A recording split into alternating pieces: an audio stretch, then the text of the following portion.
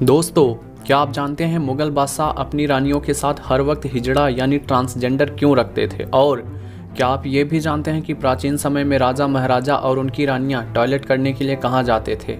और क्या आप ये भी जानते हैं कि पुर्तगालियों ने मुंबई अंग्रेजों को दहेज के रूप में क्यों दे दिया था? अगर आप नहीं जानते तो हमारा वीडियो एंड तक जरूर देखें। हेलो दोस्तों, मैं हूं अश्विन और आप देख रहे हैं हमारे YouTube channel A to Z knowledge. अगर आप हमारे चैनल पर नए हैं तो चैनल को सब्सक्राइब कर लें। तो चलिए बिना किसी देरी के आज का एपिसोड शुरू करते हैं।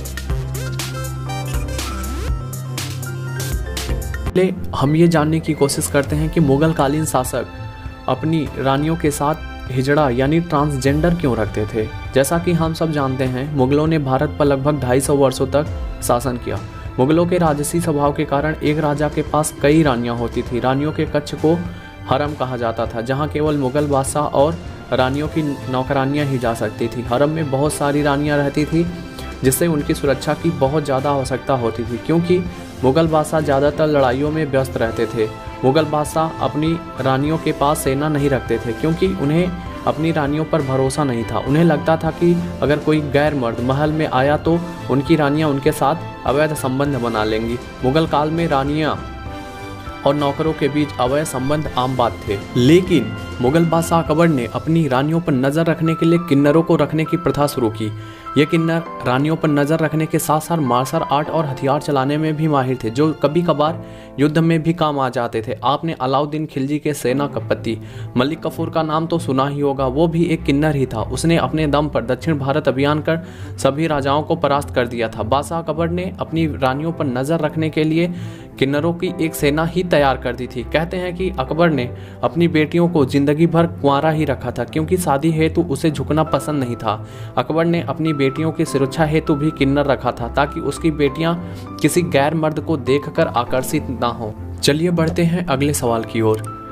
पुराने समय में राजा महाराजा और उनकी रानियां शौच के लिए कहाँ जाते थे? यार, आज के समय में भारत के लगभग हर घर में शौचालय है, और जिनके पास नहीं है सरकार उनके लिए फ्री में शौचालय बनवा रही है। कुछ लोग तो इतने अमीर हैं कि वो सोने और चांदी के टॉयलेट यूज़ कर रहे हैं। लेकिन ये तो आज की बात है। क्या आपने कभी सोचा कि पुराने ज़माने में राजा महाराजा और उनकी रानियाँ टॉयलेट के लिए कहाँ जाते थे? क्या वे हमारी तरह खेतों में जाया करते थे, या उन्होंने अपने लिए टॉयलेट बनवा रखे थे?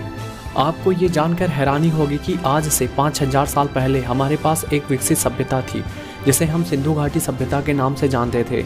इस सभ्यता के लोगों ने हर घर में शौचालय बनवा रखे थे, जो सेफ्टी टैंक के साथ अटैच थी।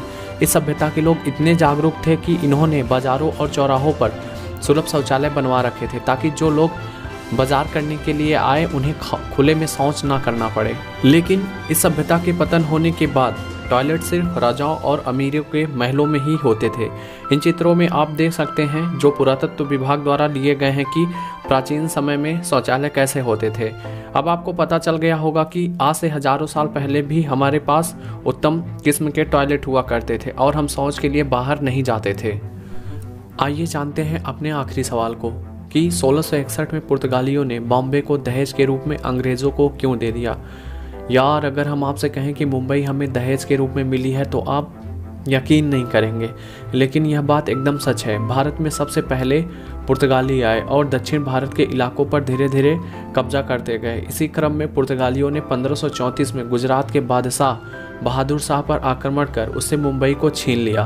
पुर्तगाली मुंबई को बंदरगाह के रूप में विकसित कर यहीं से व्यापार करते थे। लेकिन सन 1600 ईस्वी में अंग्रेज भी भारत आ गए। अंग्रेज चाहते थे कि मुंबई पर उनका अधिकार हो, इसलिए उन्होंने मुंबई पर कब्जा करने के लिए पुर्तगालियों पर कई बार आक्रमण भी किए, लेकिन हर बार वे असफल रहे। लेकिन संयोग ये हुआ कि सन 1661 में पुर्तगाल के राजा की बेटी कैथरीन की शादी ब्रिटेन के राजा चार्ल्स द्वितीय से हो गई, जिसमें उसे मुंबई दहेज के रूप में मिल गई। आपको बता दें कि मुंबई एक 7 द्वीपों का समूह है। इसे